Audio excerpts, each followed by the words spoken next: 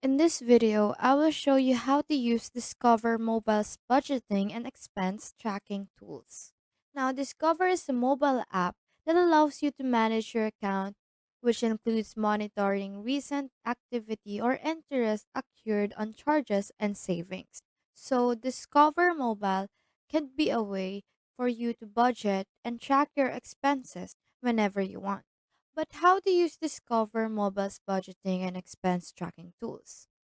All you have to do is to use the Discover Spend Analyzer. To help manage your spending, take the opportunity to review your spending with Discover Spend Analyzer. You can access the tool through the activity section in the bottom navigation, and this tool sort your Discover credit card purchases into several categories, such as restaurants, groceries, and services, so you can track and learn about your spending habits. You can view your spending patterns for the past 1 to 6 months or longer and compare your spending across categories. You can choose to view the details in a pie chart, graph, or list format. It will help you be more organized and improve your budgeting skills.